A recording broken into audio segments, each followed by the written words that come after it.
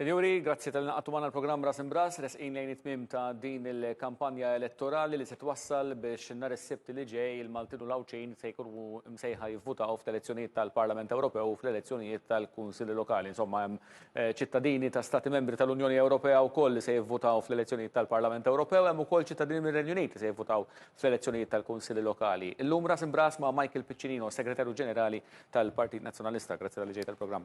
Grazzi tal-istedina. X'evalwazzjoni tagħmel tal-kampanja elettorali daw l-4 ġimgħat u nofs kemmilna? Kienu 4 ġimgħat li differenti minn tas-soltu, ovvjament kienet kampanja etwal ukoll minn tas-soltu fejn jidħol l-elezzjonijiet tal-Parlament Ewropew għax normalment l-elezzjonijiet tal-Parlament Ewropew isiru lejn l-aħħar ta' Mejju d-darba. Allura kellna ġimgħat iktar jisu f'din il-kampanja. Ċertament illi 4 ġimgħat u nofs issa wkoll jiġu kważi 6 ġimgħat illi fihom il-partiti politiċi tkellmu fuq affarijiet ta' natura lokali Ewropea, tkellmu wkoll fuq affarijiet nazzjonali, kampanja li xi ftit jew wisq ġiet dominata wkoll. Ma taħsibx li kienet nieqsa wisq mill-element Ewropew. Kont ħadħol fiha minħabba ċirkustanzi kif ġew, forsi kampanja li kienet dominata wkoll mill-inkjesta maġisterjali tal-Vitals u affarijiet anke relatati li ħarġu hemm. Żgur illi jekk tisma' il-Bernard jekk jitkellem f'diversi eżempju diskorsi li kellu f'attivitajiet anke il-bieraħ illi f'diversi drabi insemmu wkoll aħna l-proposti li għandna wkoll fuq livell Ewropew. Żgur illi kien għall-Partit Nazzjonalista aħna konna nixtiequ ħafna iktar nitkellmu fuq affarijiet tal-Natura Ewropea. L-ewwel ħaġa x'għandna sejjek ieħor tajjeb anke fl-MEPs fl-aħħar 5 snin, ġifieri iż-żewġ MEPs tal-Partit Nazzjonalista fl-aħħar 5 snin, it-tnejn huma okkupaw ir-ruoli fit-tmexxija tal-Parlament Ewropew, it-tnejn huma ħadmu biex daħlu ammont ta' leġislatura, daħħalna jekk tisma' wkoll il-Bernard Grech jitkellem ukoll dwar dan l-element ta' bidla le fit-8 ta' Ġunju. Fil-verità di mhux elezzjoni li ħarbet il-Gvern. Infatti, kull darba li Bernard Grech isemmi wkoll l-element ta' bidla ċeta jagħmilha ċara. Fit-8 ta' Ġunju mhux ħajnbidel il-Gvern, però il-poplu fl-aħħar mill-aħħar inti meta tagħmel evalwazzjoni kollox huwa konniss, ħaġa mhix ġo vakum, jiġifieri aħna ma ngħixux ġo Malta li għandha elezzjoni ġenerali, ġo Malta li għandha elezzjoni tal-Parlament Ewropew u Malta li għandha elezzjoni tal-Kunsill Lokali, ma dawk xi ftit jew wisq immismu xulxin. Bħala Partit Nazzjonalista tħoss li forsi serraħtu daqsxejn żejjed fuq l-inkjesta Vitals ħarġet meta ħarġet u l-ewwel ġimagħtejn kienu ddominati letteralment minnha. Jiena naħseb illi kien ikun qas kbir li kieku l-oppożizzjoni parlamentari f'pajjiżna toħroġ inkjesta li timplika li l-Gvern kien kompliċi fi frodi, li l-Prim Ministru kien jaf 3 snin ġie infurmat bil-miktub li kien hemm il-frodi u l-korruzzjoni u s-serq u dan mhux tal-li ma baqax ħallasom, baqa' jiddefendihom u hemm barra wkoll baqa' jisu xejn xejn għall-ħares. Però fl-aħħar mill-aħħar ħares ma għall-ħares. Jiġifieri hemm xi ħadd barra li jisuġġerixxi li l-oppożizzjoni tagħmel ħażin li tikkritika meta jkun hemm din ir-realtà. Però fl-aħħar mill-aħħar jista' jkun li sparajtu lejn saqajkom għax jista' jkun li minn kien parti mill-kor le tal-Partit Laburista mill-hardcore forsi qegħdin jikkunsidraw li ma joħorġux jivvotaw u f'daqqa waħda tħoss dan l-element. Ħanibdew minn hemm. Nisperaw li l-partiti politiċi f'Malta l-ewwel qabel kollox il-gwida tagħhom tkun dak li huwa tajjeb. Nisperaw li huwa hekk. U dak huwa dak li jgwida lill-Partit Nazzjonalista issa.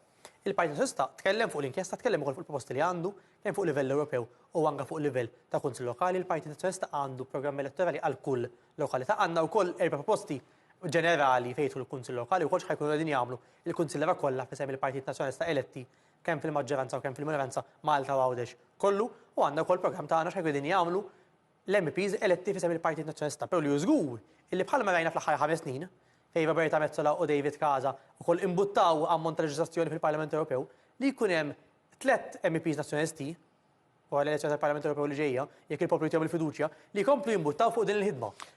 Dak huwa hekk tikkalkulah riżultat tajjeb għall-Partit Nazzjonalista f'dawn l-elezzjonijiet, jiġifieri li jkollok 3 MPs? Ħalbdew pass.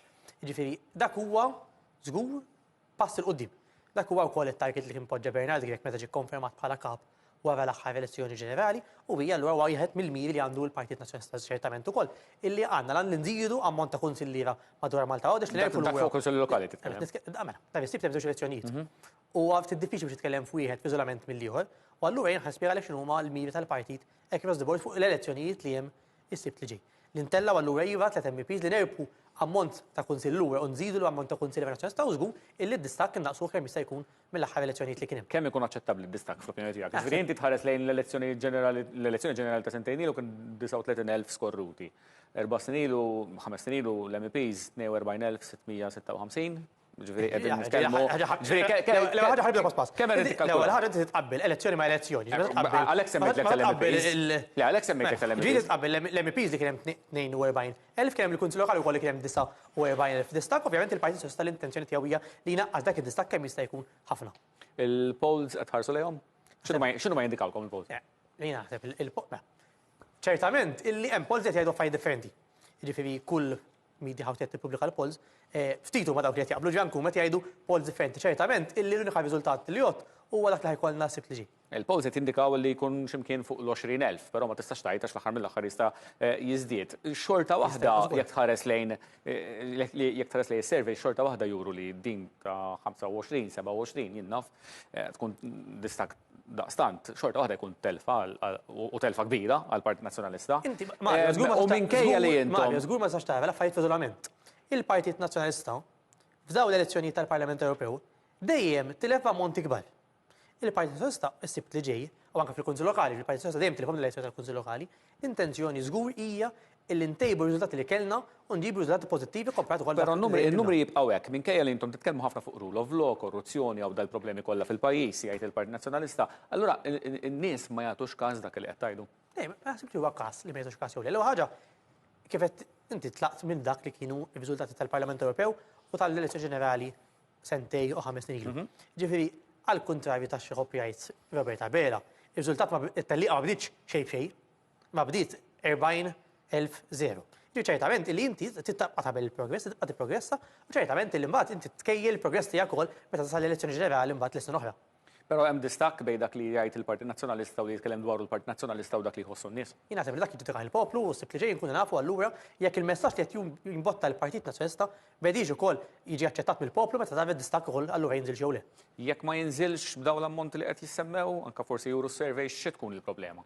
Jien naħseb li tistaqsini mistoqsija biex ngħidlek il-problema fuq ipotezija li forsi naraw u ma narawx, jien naħseb li jekk ikun hemm riżultat ikun ġikun, tista' s-snin il-ġimgħa d-dieħla niddiskutu għal dak ir-riżultat bla problemi ta' xejn. Però li nidħol fil-jekk kif u għaliex fuq ir-riżultat li ma nafux x'inhu, naħseb li tkun prematura. Nitkellmu fuq is-surveys taġri fuq il-polls. L-unika riżultat li għottu dak li ħajkun hemm is-sibt li ġej.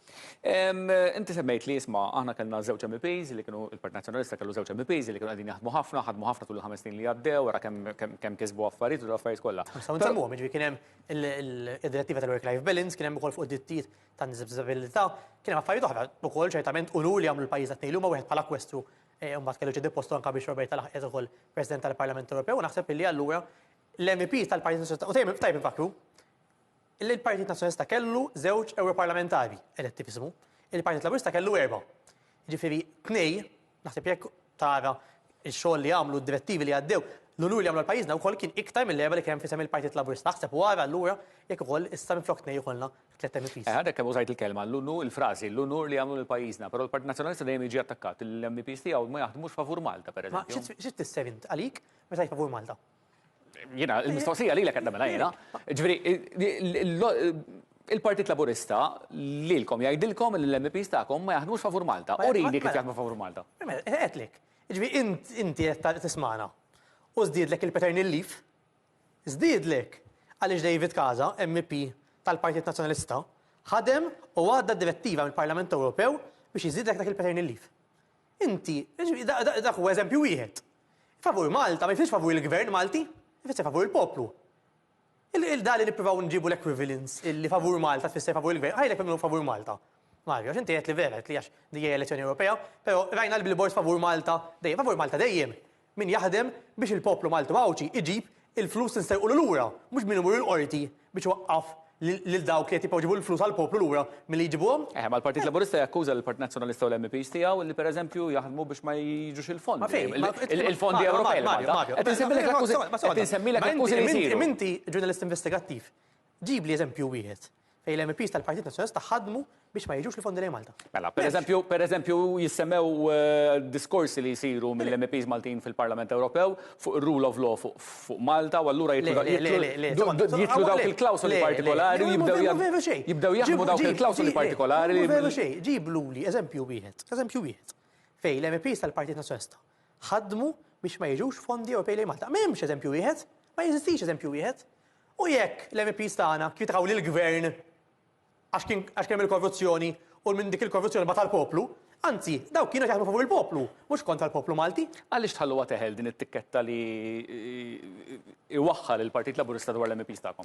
Ma jirnexxilkomx tiġġilduha? Ma naħsibx li huwa kwistjoni li tħallija teħel jew le, huwa kwistjoni li l-Partit Laburista jitfattajm l-addoġġ meta tisfidaħ biex ġiblek il-provi, ma jġiblekx għax ma jeżistux. Jew ma jeżistux. U aħna nuru bil-fatti kemm l-MPs tagħna allura jaħdmu favur Malta, mhux nagħmluha b'xi buzzword, taħbel favur Malta billi tġib liġijiet li jbenefikaw lill-poplu Malti għawt. Per eżempju, il-Partit Laburista jattakkaw wkoll il-Partit Nazzjonalista li ma jaħdimx favur il-paċi. Ġifieri vera l-MPs nazzjonalisti jitkellmu favur il-gwerra, per eżempju. Fej, ġifieri mela. Roberta Bela kien hemm tal-inqas 5 stanzi fej fil-Kunsill Ewropew ivvota biex jiżdiedu l-budgets tal-militar. U allura dak għax irid il-gwerra? Dak irid il-gwerra? Fil-verità, il-Gvern Malti, il-pożizzjoni tiegħu ma kienet xejn differenti minn dak li kien jinbott tal-Partit Nazzjonalista. Ideali, x'in il-pożizzjoni tal-Partit Nazzjonalista? Ġifieri tixbaħ il-pożizzjoni tal-Partit Popolari Ewropew, pereżempju? Fuq id-difiża. Fuq id-difiża, l-Unjoni tad-Difiża tal-Unjoni Ewropea. Taqblu magħha? Pass. Jiena d-dar tiegħi għandi l-alarm. Investejt l-alarm. Investejt fid-difiża tad-dar tiegħi. Dak ifisser li għax irid il-ċaħat jiġi jisraqni? Le, ma jfissirx hekk. U għalla ħares ifisser hekk, ġifieri il-Gvern Malti meta sewwa għamil ġustament il-Gvern Laburista taħt Roberta Bela ġab fondi Ewropej biex tara petrol boat għal forzi armati ta' Malta. Għamel ħażin għax investa fid-difiża. U żgur li le. Għamel tajjeb l-investa fid-difiża ma tkun ipokrita meta jattakka lil Partit Nazzjonalista huwa favur l-investiment fid-difiża biex iddefendu rwieħna biex imbagħad hu fuq livell Ewropew jagħmel eżatt dak li jikkritika l-Partit Nazzjonalista biex jagħmel. Kandidat indipendenti beżżawk din l-elezzjoni? Mis-surveys jindikaw li forsi iktar hemm ċans jiklu mill-Partit Nazzjonalista bħala voti. Minn fejn jiklu, eċetera, ma nidħolx fiha. Ċertament illi anke mill-mistoqsijiet li għamilt inti il-nhar il-ħadd tal-pajjiż ankun qed nitkellmu fuq id-distakk bejn il-Partit Laburista u l-Partit Nazzjonalista. Dak huwa wkoll għal Roberta Bela dal-ġanet meta tkellem li mandat b'saħħtu, mandat kbir, jekk inti tixtieq allura li tagħti messaġġ il Roberta Bela li meta għaddej romlu fuq kulħadd meta jagħmel li jrid. L-unika mod kif ħataddih dak il-messaġġ huwa billi tivvota għall-kandidati kollha tal-Partit Nazzjonalista. L-erba' u l-ħamis u l-ġimgħa tal-ġimgħa d-dieħla ħajsir l-att tal-voti tal-Kunsill Lokali fuq se jkunu jitkellmu l-Maltin u l-Awċin. Ġifieri il-Partit Nazzjonalista hemmhekk jien naf nista' nsemmilek numru. Semmejt jiena il-Partit Nazzjonalista għandu wieħed mill-għanijiet li jrid iżid ammont ta' kunsilliera across the board u ammont ta' kunsilli li allura jerbaħhom lura minn il-Partit Laburista. Mosta, San Pawl, Siġġieri, dawn? Huma żgur li huma uħud mill-Kunsill Lokali l-Partit Nazzjonalista jaħdem fuqhom. L-appell tiegħek għall-votanti għall-resibt li ġej?